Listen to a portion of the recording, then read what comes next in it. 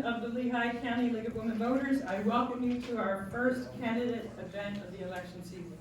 The debate forum does not happen without the help of many of our members and board members who have worked on questions, booking locations, communication with candidates, press releases, and all that goes into creating a successful candidate event. Will you please stand, or at least raise your hand, Terry Purdy, Michelle Groffner, Barb Williams, Rochelle Kaplan, Penny Holland, Ron Groffner, and we did have Charles Barker, and we have Ken Baum. Thank you to all of you.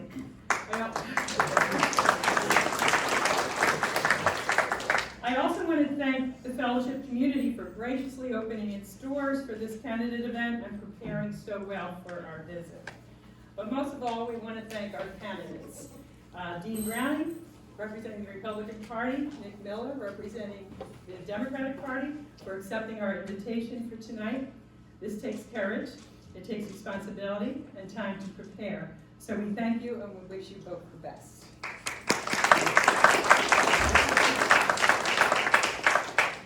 Tonight's moderator, we have a bit of a celebrity in the house, is Susan Carty. Susan Carty is a retired science teacher from the Westchester Area School District. She served on the East Goshen Planning Commission from 2005 to 2015, and also served as a member of the Justice Bell Commission from the chapel in Valley Forge. Susan has been a member of the League of Women Voters since 2006, serving 2 terms as president of the Chester County League of Women Voters and 3 terms as president of the Pennsylvania State League of Women Voters. She also completed a 2-year term as board member to the National League of Women Voters in Washington, D.C., and now she has returned to the role of president of the Chester County League of Women Voters. Susan and her husband have lived in East Goshen, Chester County for 43 years. They have 2 adult daughters and 4 granddaughters. We welcome her as our moderator, and I think it's safe to say we have one of the best.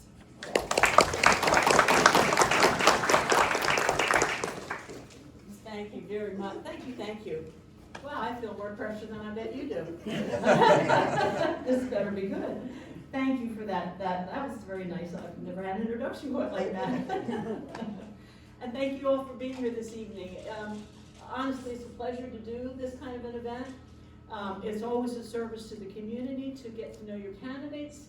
And of course, we really thank the candidates also for being willing to do this and let you know what they think as well. So my only directive to you as the audience is to please hold any applause, cheering, leaping up out of your chairs until the very end. And then you can be real enthusiastic. Because then if that happens, then they've lost time and we've lost time. And we really want to hear what they have to say. So I appreciate you remembering that as well. So we flipped a coin here, and we have, now, I was going to call you by, you mind your first name? No, that's fine. I coded you with your first name, so now I'm in trouble. So I better follow that. And we have, to begin with, we have a 2-minute, up to 2-minute introduction from each candidate. And Dean Browning, you are the first one to go. Well, thank you. Before you put me on the clock, I do want to thank you very much for coming. I would like to thank the League of Women Voters for arranging this. Thank everyone in the audience for coming. I noticed a lot of you are moving in the back. There's plenty of room up here. We're not going to bite. But again, thank you all very much for coming, and thank you to my opponent. Look forward to an interesting and good debate. My name is Dean Browning. I grew up in a small town in Kentucky where my mom and I lived with my great-grandparents. My family's background is fairly humble, farmers on one side, coal miners on another side. After my mom remarried, I was raised by her and my stepdad, and we eventually settled in Cincinnati, Ohio, where I went to high school. And full disclosure, I'm a big Cincinnati Bengals fan, and they're on TV tonight. So we're going to be done in time to see them. I graduated from Georgia Tech in 1979 and with a Master's of Science in Industrial Management, and I moved to the Lehigh Valley to start work for Air Products and Chemicals. Over the years, I've held and succeeded in a number of positions in companies right here in the Lehigh Valley: Coca-Cola Bottling, Harvell Plastics, and for the past 18 years before retiring in 2018, I was Chief Financial Officer for New World Aviation. My wife Cheryl, who is born and raised in Allentown, and I celebrated our 34th wedding anniversary this past Christmas Eve. Cheryl is also a big Steelers fan, which makes for some interesting Sundays during football season. From a political side, I was elected and served one term as Lehigh County Commissioner, where I saved taxpayers nearly $7 million and reduced the county's deficit by 65%. I also worked for accountability and transparency and passed legislation that would require campaign finance reports and commissioner meetings to be posted online. I've lived in the Lehigh Valley for over 40 years, volunteering and working in the private sector, where I've had to make hard decisions, necessary decisions, to get things done. I want to take that skill and experience to Harrisburg, where one of my main focuses will be to combat inflation and grow our economy. We need to take the natural resources that are under our feet and become the world's leading producer of low-cost energy and reduce what it costs us to fill up our tank and to heat our homes. In contrast, one of many that you'll hear tonight, my opponent supports a statewide energy tax. I believe my background and experience and skills make me the best able to represent the 14th. Thank you. Thank you very much.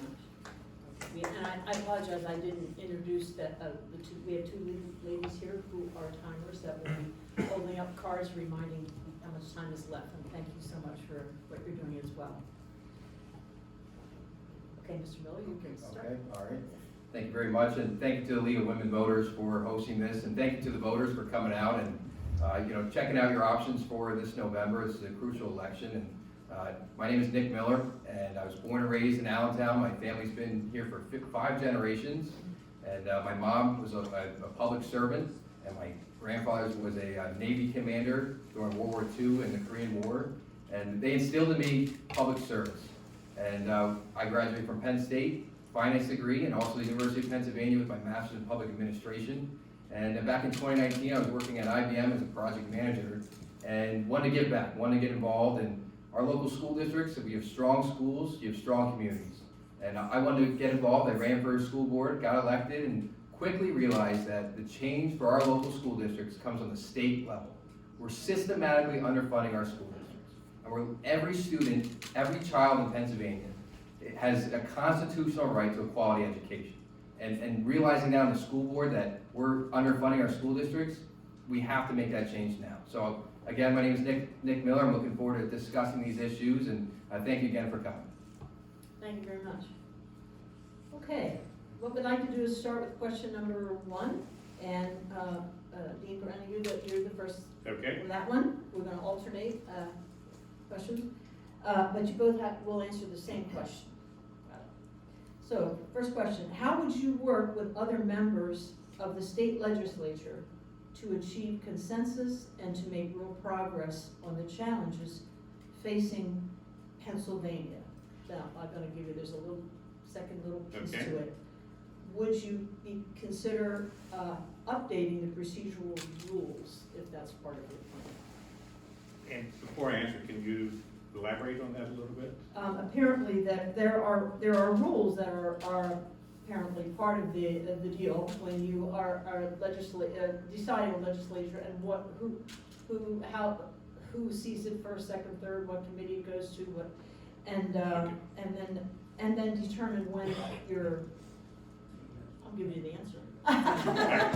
No. And so. There's been question, I'll put it a little different way, that the procedures that should be followed are not always followed necessarily when legislation is pushed through, or at times they may be used as a way to drag things along. So, under your view of how you would like to communicate and work with other members of the legislature, would you have concern or consideration to adjust how well everybody works together, how you work, what would you do, how would you have that happen? It's a pretty lengthy second part of the question. So let's start with the first part, working with the other colleagues in the Senate and the House, and also with the executive branch. I think there are several issues that are first and foremost in the mind of Pennsylvanians and those in the 14th Senate District. They range from combating inflation, growing our economy, tackling crime, and empowering parents and improving our education system. Those are the approaches that are the problems that we need to tackle on a bipartisan basis, which I assume is the point of your question. We have to work with our colleagues. We don't, in my opinion, accomplish much of lasting significance if we don't do it on a bipartisan basis.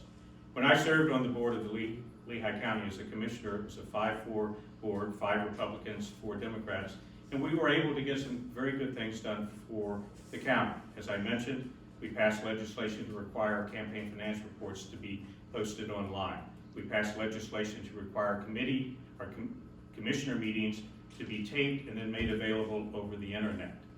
We worked very hard to maintain a very lean budget. We reduced the deficit. We reformed our pension system.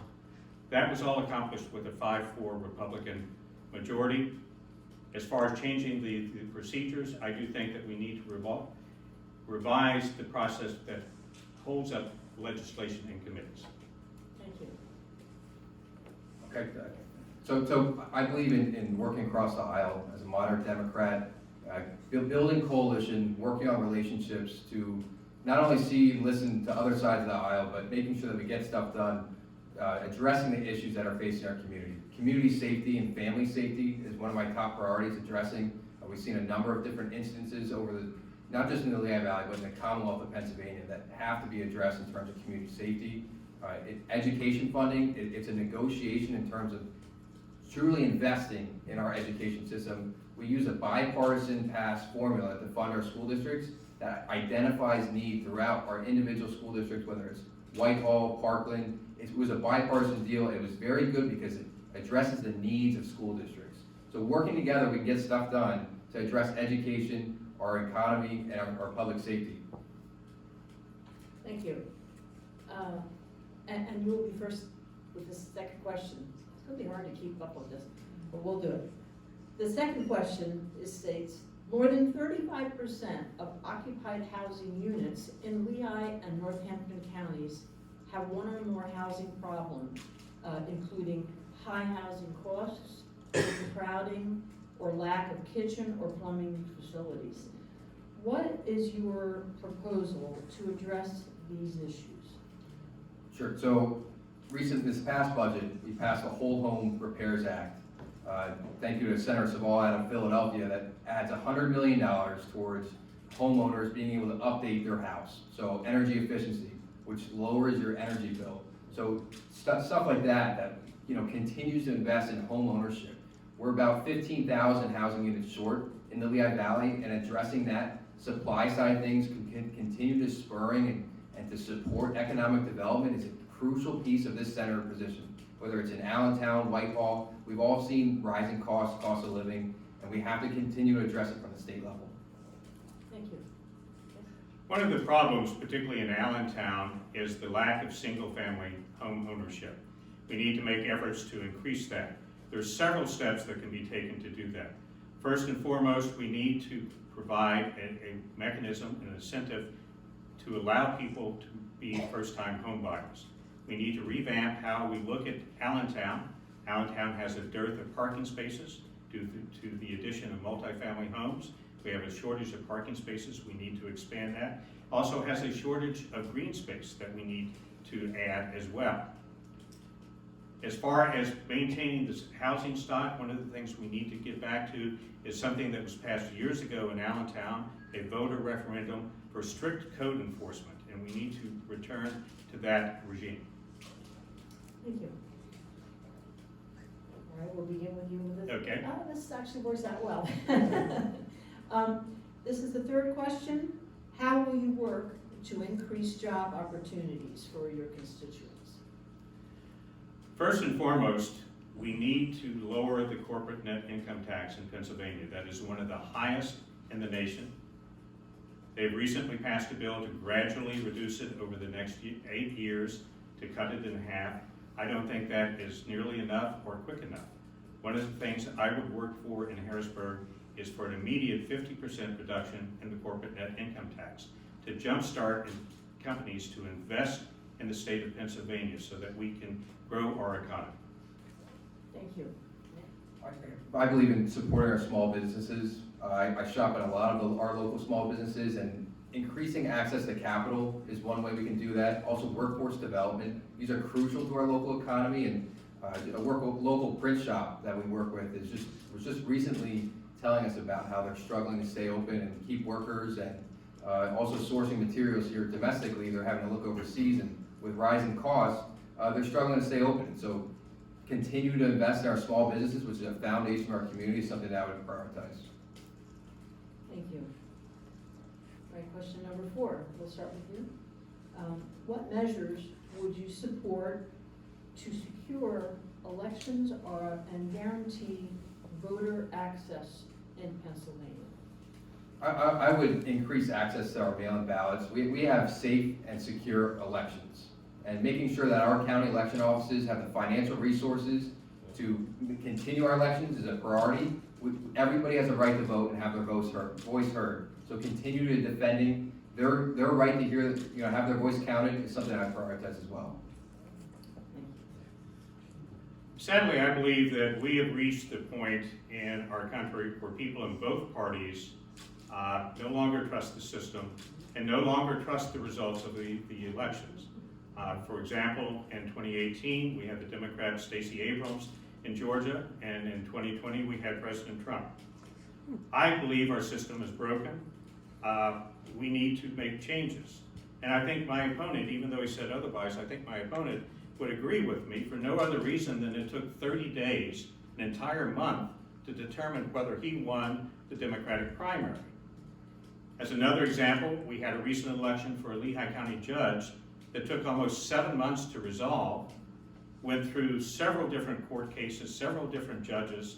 I use the analogy, 6 different judges and 12 different opinions. That is not a system that engenders trust and reliability. As state senator, I would work to make sure that we have a safe and secure election system. I want to reform it. We need to get to a point where the rules, election rules, are clear, concise, and unambiguous. I want a system where everyone who is legally entitled to vote can do so in a way that is reasonably accommodating to them and also is verifiable. And we need to have a system where the votes that are legally cast are not negated by ballots that are cast improperly. Can I respond? Yeah. I also think that pre-canvassing, has been presented a couple times. Pre-canvassing mail-in ballots that are received prior to elections polls closing is a very simple solution to not having polling results the night of. I mean, we've seen elections drag on for days because of mail-in ballots. We have safe and secure ways to vote. Count the ballots during the day prior to the polls closing. All right, So- I just have to clarify, and I'm at fault here. It's good that you express yourself, and we will certainly allow you to do the same, but we don't normally accommodate that so that we can go back and forth all the time. We want to keep our questions moving. I was just going to say, I thought the rules were no rebuttals, but since he was able to do that, please Exactly. allow me to rebut the You may rebuttal. rebut, and then we'll cross that off. And what Nick is saying on the surface would seem to make sense, but the problem is, with pre-canvassing, you have the potential for results to be released beforehand. And people say, well, no, nobody would do that. Well, I'll use an example of the recent decision, the Dobbs decision in the Supreme Court, which was leaked beforehand, which should not have happened. People will take it upon themselves, because they think it is that important, that they will break the rules. That's why pre-canvassing, in my opinion, is not an acceptable option, because it has the potential for voting results to be released before the voting is actually completed. Thank you. We're good now. Until the next time. No, next time. Okay, so this is question number 5. I think we're at 5. Right. We begin with you, Dean. Okay. All right. Voter turnout for primary elections is substantially lower than for general elections. Do you support or do you oppose placing constitutional amendments on the ballot during primary elections, and why? I would support having constitutional amendments placed on the general ballot election for the simple reason that we're going to get a larger turnout and participation. The problem, in my opinion, with having them on primary ballots Certainly independents can vote on constitutional issues, but that's really the only reason to, or the only draw for them to come out. That's why I think we're much better, we have a much sounder approval if it's done in the general election. Right. I'm definitely concerned with the trend of using constitutional amendments to pass stuff that's not favorable within the state lawmaker's realm, and circumnavigating the governor's veto pen. This is what the technique's used for, and so I'm against using it in primary votes because not a lot of people come out. So it's an easy way to get things through that aren't favorable to voters. Thank you. Now we'll start with you, Nick. This will be number 6. The Lehigh Valley Planning Commission website states that climate change presents an unprecedented challenge to our environment and our way of life. Do you agree or disagree, and why or why not? Could you repeat the question? I will, yes, yes. The Lehigh Valley Planning Commission website states that climate change presents an unprecedented challenge to our environment and also our way of life. Do you agree with that statement? And if yes, why? If no, please explain why. Yeah, I mean, we're seeing what's happening in Florida right now. Our storm systems are definitely increasing in intensity. This past December, I climbed Mount Kilimanjaro while I was training for it. I frequented the Appalachian Trail. You know, you can look out over on the valley and see how beautiful Pennsylvania is. And protecting our environment, it is truly has to be a part of the state. And gradually, having a gradual plan that includes the energy sector, environmentalists, and our workers at the table, having a gradual plan moving toward renewable resources is crucial in terms of protecting our environment. We just saw a study come out today by the Morning Call about the Lehigh River having one of the most toxic waters in the country. We have to protect our water. We all deserve clean water and clean air, and we're not doing a good job of it right now. I think our approach to climate change is a threat to our economy and a danger to our pocketbooks. First and foremost, climate has been changing ever since the Earth was formed. The issue that is confronting us is whether the economic activity, specifically in the United States, is driving change in the climate, and whether we, by altering our behavior, we can freeze our climate exactly where it is. That is nonsense. We are undertaking activities such as RGGI, the Regional Greenhouse Gas Initiative, which my opponent supports, that will have absolutely no impact on climate change, but will dramatically, and has already dramatically, increased everyone's electricity rates. The reason I say that is RGGI is designed to reduce electricity generated by coal firing plants. If you add up all of the coal firing plants in the United States and eliminated them tomorrow, it would have no impact because China is adding an equal number every year. So again, our activities are doing nothing more than damaging our economy and damaging our pocketbook. Yes? We're ready. Can I respond? Yes, you can. So No, if we want to have rebuttals, we have rebuttals. If not, let's stick Oh, with I'm the rules. sorry. Oh, yeah, we're not doing those. I'm sorry, I misunderstood. I have a hearing issue. I shouldn't be doing this. I'm very sorry. We'll just keep moving along. However, this next question might tie in somehow, not on purpose. Is there any legislation that should be put into place to prevent or to provide early detection of pollution problems, such as, it's a quote here, the forever chemical contamination of water wells in Emmaus?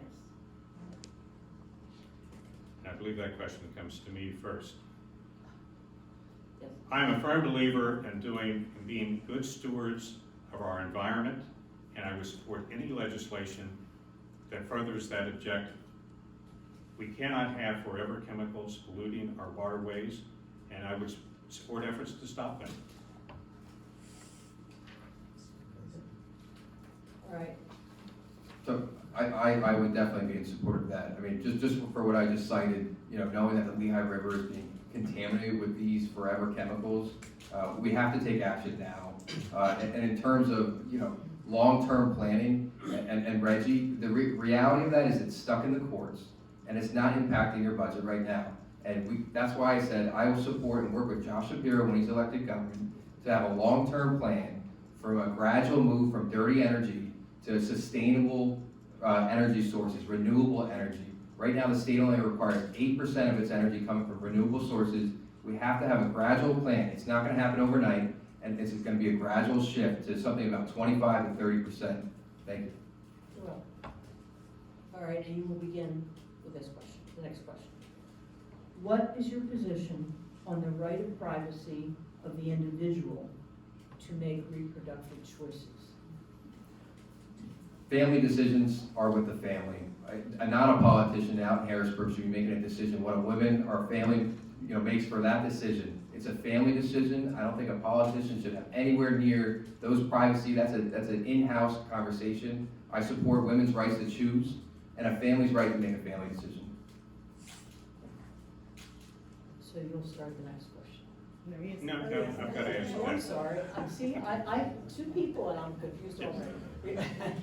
Go right ahead. Throughout the primary in this general election, my team and I have knocked on thousands of doors and made almost 30,000 phone calls to voters. So I know this is an important issue, but I know it's not the only issue. I think my opponent would very much like it to be the only issue so that he can paint me as an extremist. He's wrong. I'll be honest, I'm pro-life, and I'm guided by my faith in holding that position. But I don't think it's extreme to believe that human life, both that of the mother and of the unborn baby, should be valued. In terms of exceptions, I do support ending a pregnancy if carrying the baby to term would threaten the life or health of the mother. I don't believe that's an extreme position, but I believe my opponent, Nick, does have extreme positions. For example, Nick Miller supports allowing a baby to be aborted up until the moment of birth. That is unconscionable. Pennsylvania state law requires parents' permission for a minor girl to get her ears pierced, yet the policies of the Democratic Party, supported by Nick Miller, want to ban parents from being able to be notified if their 15-year-old daughter is getting an abortion. Mr. Dick, I have to stop you there. Yep. Part of our rules were, we're not gonna do that back and forth. Okay, but that's not a rebuttal. No, Okay. no, I'm sorry, I appreciate. I'm just I'm stating his excited position. about it, but no, we can't, that's the whole point of the rules, was not to go, So I can't draw a contrast between my positions and his. you only talk what your position is, that's all. Okay. You are allowed to do that well clearly, Okay, we want you to do that. all right, thank you. Okay. All right, thank you very much. This is a crime question. We're just looking into crime. What actions do you believe can be taken in your municipalities to curb crime? And That comes to me first. yes, I probably confused you too. We need to make sure that our kids are safe in school, and we need to reduce the number of murders and crimes that involve guns. I think Nick Miller and I agree on that, and I can say that, correct? Yeah. Nick Miller and I agree on that. What we disagree on are the steps needed to make that happen. So far this year, there have been 8 murders in Allentown, including recently, tragically, a 15-year-old member of the football team, junior varsity team in Allentown. And recently, we had another 15-year-old bring a loaded firearm into William Allen High. How do we stop that? I mean, we've been told that one answer to that is common sense gun laws. Well, there are thousands of laws that have been passed that are common sense, whether it is background checks, a permit to carry a concealed weapon, trigger locks, our safety zones, our gun-free zones. Those do not work, otherwise we would not have the problems that are confronting us. It's time for us, I think, to look and conclude that those solutions are not working, that all they're doing is negatively impacting and taking away the rights of law-abiding citizens without having an impact on those criminals that misuse firearms. We need to make the cost to them to be so horrendous that they will not think of using a firearm to commit a crime. And as your state senator, I will work to make sure that happens. We all deserve safe communities. Our families deserve safe communities. Like mentioned, we did have a recent incident here in Allentown. We've got a number of incidences across the Commonwealth, taking advantage of guns on the streets. And I think I recently met with the police chiefs here in the Lehigh Valley, listened to what their concerns were. And I've also met with community leaders, and I'll continue to listen to their needs and their concerns. Because this is gonna have to be a bipartisan coalition building to address our community safety. And that's why the firefighters, the state firefighters have endorsed me. We have to make sure that the financial resources are there for our police, our firefighters, our EMSs. We have to make sure we continue to invest in this community to keep our families safe. Thank you. Okay, Nick, you're, again, this one. We're switching topics again to education. Currently in Pennsylvania, all schools are not necessarily receiving equal or adequate funding. And many students do not have the resources they need to succeed. How would you work or even guarantee equitable funding in our school districts? So as a school board member, I know this reality all too well. Imagine a student, an elementary student or a middle school student, sitting in a classroom. There's no air conditioning. How are they supposed to learn? You have lead paint peeling off the walls. You have buildings filled with asbestos. How is this a learning environment that's conducive to setting up our future for success? It's not. There's a bipartisan formula that Harrisburg has voted on and approved. They did it. They worked together, and they made sure that the needs of individual school districts are accounted for, whether it's property values, charter schools, special ed, a number of different qualities go into this formula. And when we're identifying that the Allentown School District or Whitehall School District have tens of millions of dollars in underfunding, why aren't we investing in it now? How can you hold those districts accountable if you're underfunding them? We need that change now because strong schools are strong communities. And the reality is our taxpayers, our local property owners are shouldering the burden. It's why I advocate so much for education, because it's setting up our future for success and it's relieving the burden that's placed on our property owners. Thank you. Funding of in itself is not the answer. If you look at Allentown, they've increased taxes for the past 6 years. They've received additional millions of dollars from the state, yet test scores continue to decline and graduation rates continue to drop. The problem is not money. If it was money, we wouldn't have spent $80 million to build a new school building in Allentown. That is not going to increase the graduation rates. What we have to do is put parents in control of where the money is being spent. We have, for example, in Allentown, a district that is where only 65% of Hispanic students will graduate in 4 years. That is a catastrophic failure. We have people that have moved to this district, moved to this area, immigrated because they want a better life for themselves and for their children, and we have a moral responsibility to deliver that to them. And the way we do that is to put them in control and in charge of where the money goes for their child. All right, thank you. Okay, let's go into an environmental question.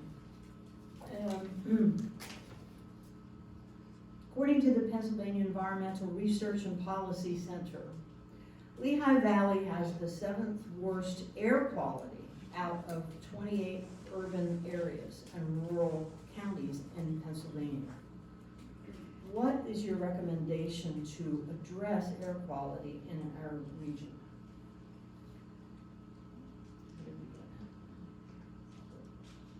We need to revamp our transportation system, remove the number of cars that are traveling through 122 and through the center city of Allentown, and reduce the pollution from car traffic.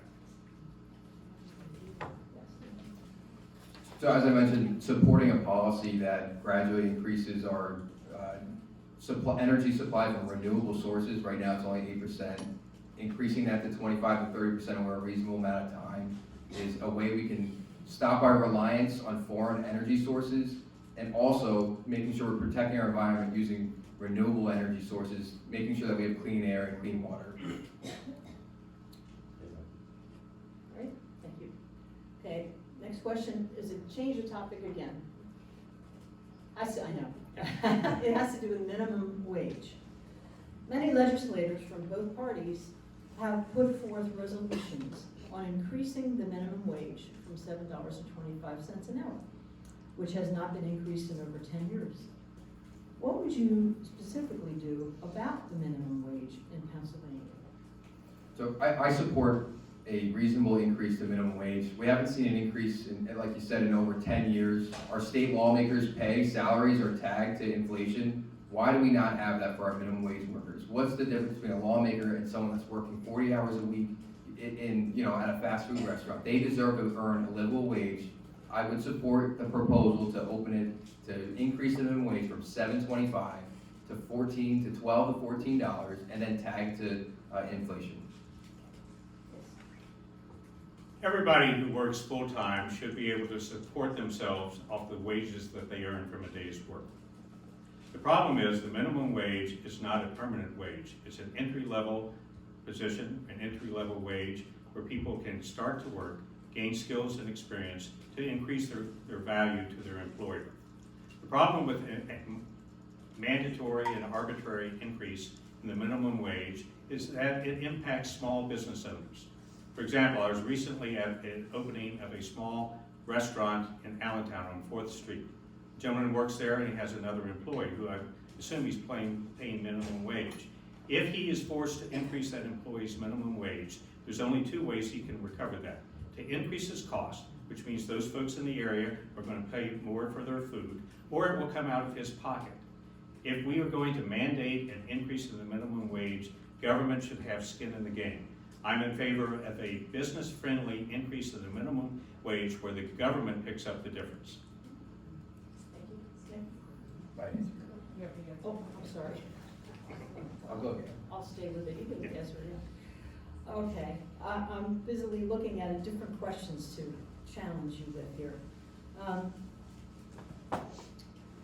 Is there any legislation that could be put in place to prevent or to provide early detection of pollution? I asked this, I did. I apologize for that. Rental market. Lehigh Valley rental market is experiencing a spike in prices. How would you protect local residents in the Lehigh Valley area, in the Lehigh River development area, for rising rental costs? And that comes to me first, correct? Yes. Yes. Unfortunately, my answer is that I'm not sure that that is within the purview of state government to dictate local rental prices. So I believe it is, and a senator can play a crucial role in supporting economic development that addresses the supply issue that we have here in the Lehigh Valley. We're 15,000 housing units short, like I mentioned, and going out to Harrisburg and fighting for state dollars for economic projects that create jobs and provide affordable housing, market rate housing, is a crucial piece of a state senator's role. Thank you.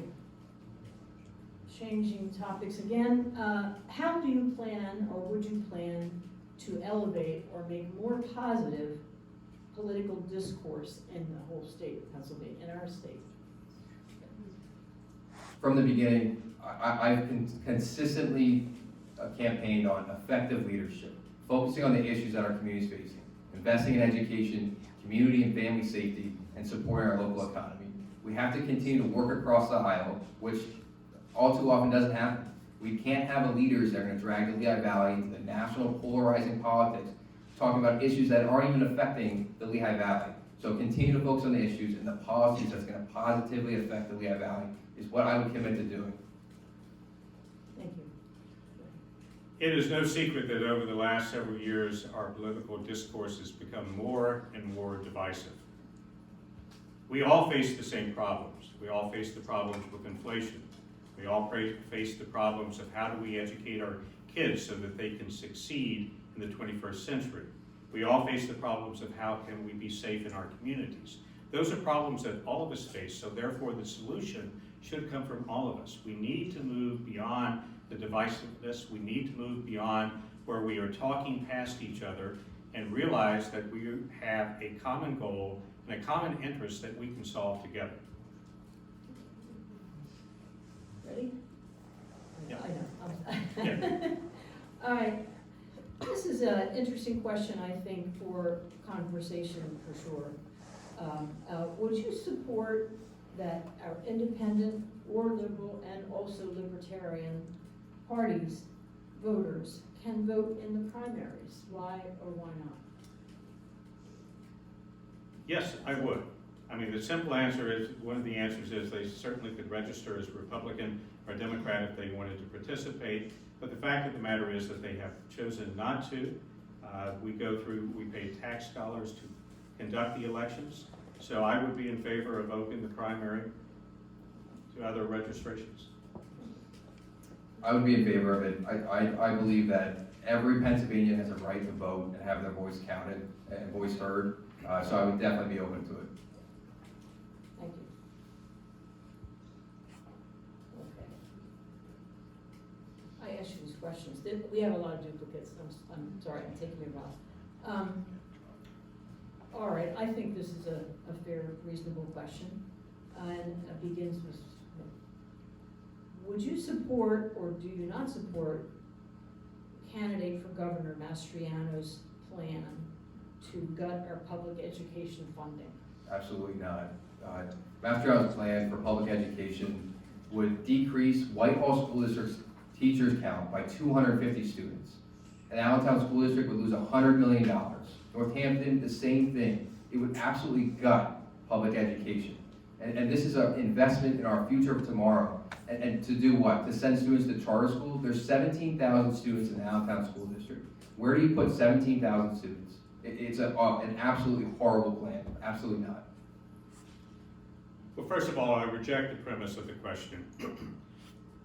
They are not gutting spending on education. That number is staying the same. I've heard the number of $12 billion. If you think about it, the state's budget is $44 billion.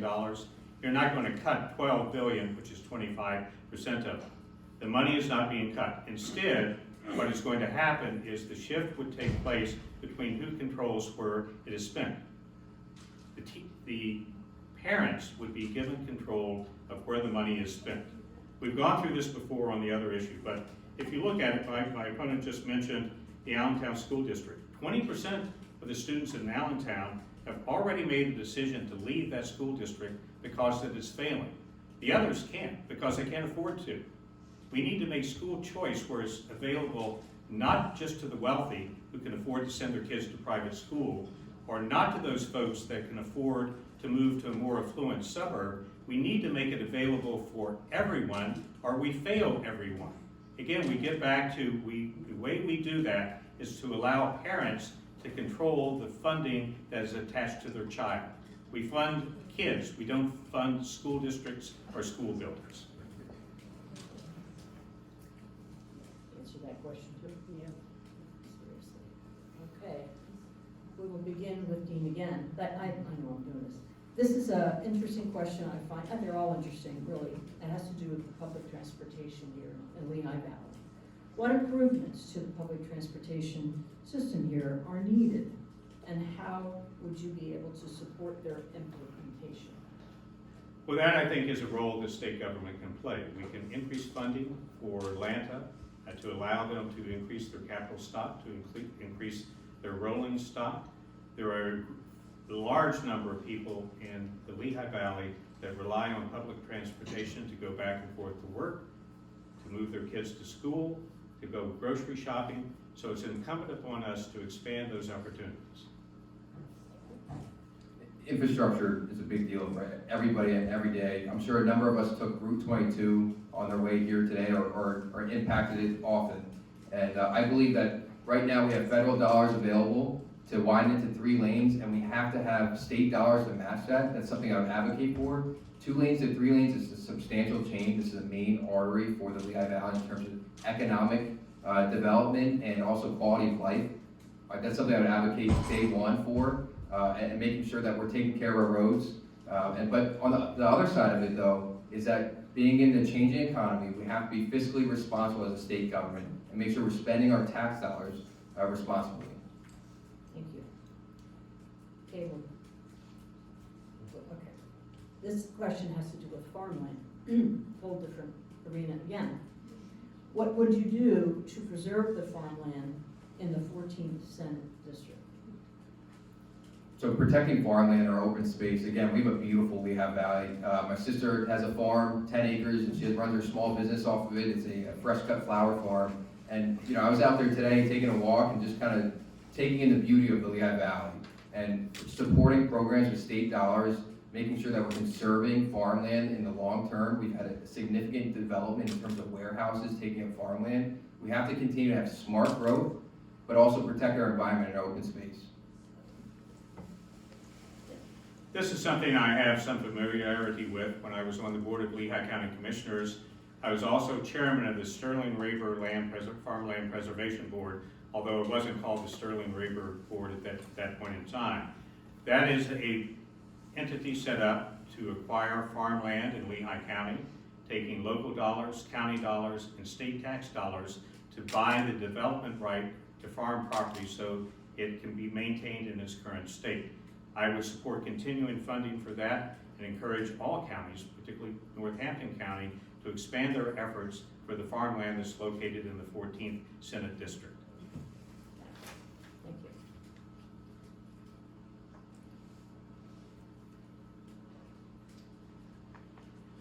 All right, this question, I think is a little bit similar to some others. And it has to do with transitioning to alternative energy.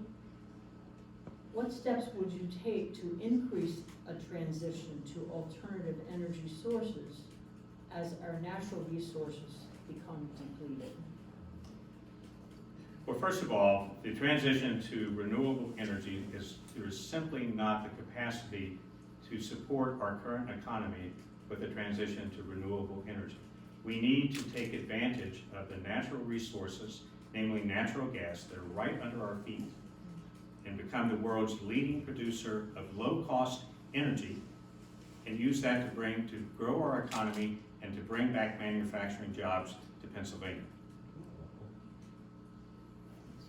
So I've already spoken about how I support a gradual plan, getting leaders in the energy sector, and environmentalists, and our workers, our laborers. We can't leave workers behind in this plan. It's a gradual plan, and reducing our reliance on foreign oil would reduce some of the spikes we're seeing in some of our costs, moving away from dirty coal to some of these more cleaner energy, whether it's nuclear or some of these renewable energy sources. I think that there's a lot of options to make sure that we're having affordable energy and protecting our environment in the long run.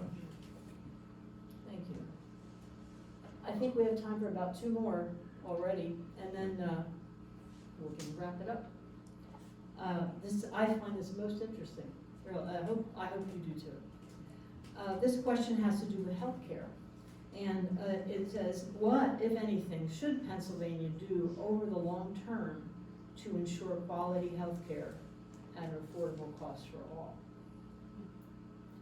So I believe in expanding Medicaid to coverages and eligibilities, as well as working with our federal partners to reduce prescription drug costs. A lot of our senior citizens and those on fixed incomes, our veterans, have seen a rise in healthcare costs, and working with our federal partners to make sure that we're reducing some of those costs is very important. Also, codifying codifying the ACA is also an option for the state. Thank you. Are we beginning with you, Nick? No. Oh, I'm sorry. Sorry. I'm sorry. Go right ahead. I'm hearing you talk there, I'm sure. That's quite all right. First of all, we should understand that by expanding Medicaid and Medicare, what we're encouraging is price shifting. The way Medicare and Medicaid work is they dictate the price that are paid to hospitals and doctors. Hospitals and doctors have a certain level of income that they need to generate. If they can't get it from Medicare and Medicaid, they shift those costs to private insurers. That's why if you work for a company, that's why your private insurance is going up and your deductibles are going up. One of the things we need to do to change that, 2 things. Number one, we need to mandate transparency in pricing so that everyone out there can see the difference in costs that you're paying versus those that are on Medicare or on Medicaid. And number 2, we need to put you in charge of the medical decisions and the insurance that you're buying. We need to make sure that it's portable and that you control it, not your companies.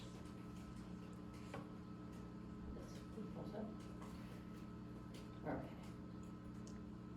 In the past year, we saw quite a bit of volatility in gasoline prices for people fueling their cars.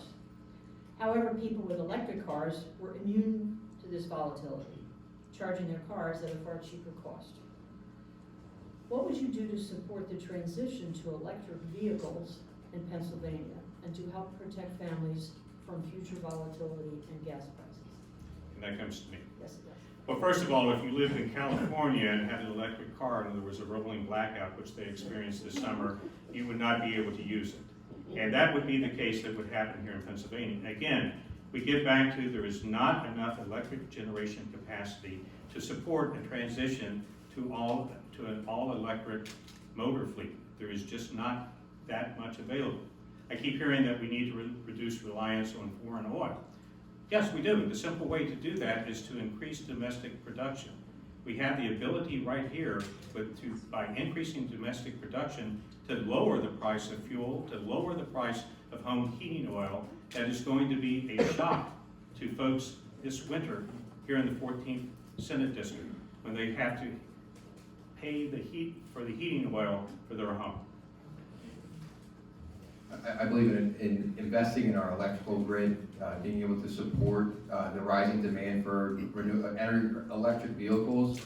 We are seeing a shift, and right now the state collects taxes every time for every gallon of gas.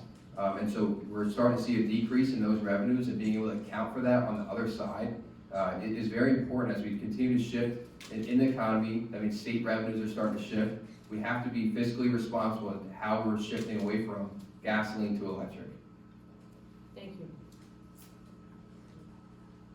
I'm going to take a big brave step here, and let's ask both of you. We've covered almost all of the topics very well. You've answered very quickly, actually, which is great, and thoroughly, I would probably suggest too. But if either one of you and both of you felt that there was a question or a topic that you would like to have another comment on, personal, not a debate with each other comment, something that seemed to be an important topic to you in terms of hearing that that's what the people were interested in learning about, would you be willing to take a few minutes and discuss that? I'll jump in here. Okay. I continue to address the community safety, our family safety. Again, we had that incident with our Allen football player being shot and killed on one of our streets. And I encourage anyone who's coming out to the Allen football game tomorrow at 7 o'clock at G. Gordon Crum Memorial for him. But addressing crime and gun violence, we have to invest in mental health. Mike Schlossberg, one of our state reps, just went out to Harrisburg and got a $100 million investment into mental health services. $100 million. We've seen students go through a pandemic, a lockdown, where they missed out on years of social emotional learning. We have to get ahead of that and invest in supporting those students. It's why we can't take away resources, financial resources, from our school districts. We have to invest in guidance counselors to make sure that those students are taken care of. That's the future of tomorrow. We have to invest in that now and get ahead of that curve of being, losing those social emotional learning periods. And in terms of gun safety, we have to take common sense and reasonable gun measures to protect our communities, whether it's universal background checks or firearm safety. There's reasonable measures. Before college, I went to Fort Knox, Kentucky, and I was part of the National Guard for a couple months. And they train you how to use a gun, and it's something that I even have my license to carry. But we have to have reasonable gun laws that make sure that you can own a gun, but keeping our community safe is a priority of mine. Thank you. Okay, so I get to pick the question. Yes, you do. So one that I come across during the campaign, and don't start the clock until I mention the question, is the Excuse the me. issue You of... don't get to make the rules. Well, I'm sorry. well, don't I get to ask the question without having that count against the 90 seconds? Oh, I misunderstood the Yeah. direction. This was your opportunity to refer to a question topic that you felt you had wanted to add some more Oh, comments. okay. Are you okay with that? Or something that you felt you could add? No, I do think that there's an important issue though that we didn't cover, that I've come across on the campaign trail, but you're saying we shouldn't address that. I think now's the period for him to be able to address that. So, all right, if you want to go back to an issue that we didn't address, again, needs to be covered a little bit more fully, and that is education. Again, in my opinion, education is the civil rights issue of the 21st century. It is the answer to poverty, it's the answer to income inequality, yet we are not doing an adequate job educating our kids and preparing them for the future. I use Allentown as an example. If you're a male student entering William Allen High, you have a 59% chance of graduating in 4 years. That means 4 out of every 10 male students that enter William Allen High will not graduate in 4 years. That is an unacceptable failure. And no amount of money that we throw at that, no amount of tax increases, no amount of money that we bring back from Harrisburg will fix that unless we put parents in charge of the education decisions and let them escape failing school systems. We cannot have people standing in the doorway saying, no, you must stay in a failing school system, while other elites who can afford it will go to private schools or will move out of the area. We have to change that system. Thank you. You think you got some good answers? Yes, definitely. I think so too. I'd like to encourage now our gentleman here to have the opportunity to take 2 minutes to make your closing statement. And we begin with Nick Miller. Thank you, and thank you again for everyone for coming this evening. This is an incredible opportunity to speak to voters and for voters to hear about the issues that impact our community. Community and family safety, our shifting economy, and investing in our education. My approach to politics has been simple from the start. Continue to keep talking about the policies and steer clear of the national polarizing politics. I stand with the vast majority of Pennsylvanians that support the access to abortion. My opponent is part of the extreme minority that wants to ban access and pass an absolute ban on abortion and take away freedoms of family decisions. Excuse me? I thought we couldn't. How? You can't say that. I want to continue to focus on the shifting economy. We have to support our local small businesses and continue to support economic development to create jobs. And finally, I've seen the realities of underfunded school districts. It's in disinvesting in our future of tomorrow. We have to make that change on the state level. Again, this is a crucial election. We can't have national polarizing politics distracting Harrisburg. We have to have effective leaders that can continue to discuss and address the issues that our community is facing. Thank you again, and I hope I have your support come November.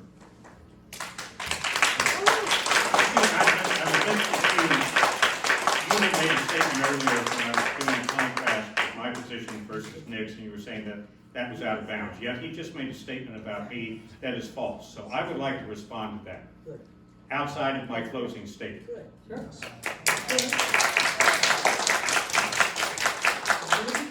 You mentioned that I am going to ban abortions and make no exceptions. I clearly stated in my answer earlier my exceptions for the life and the health of the mother, but I'm assuming you're referring to rape and incest.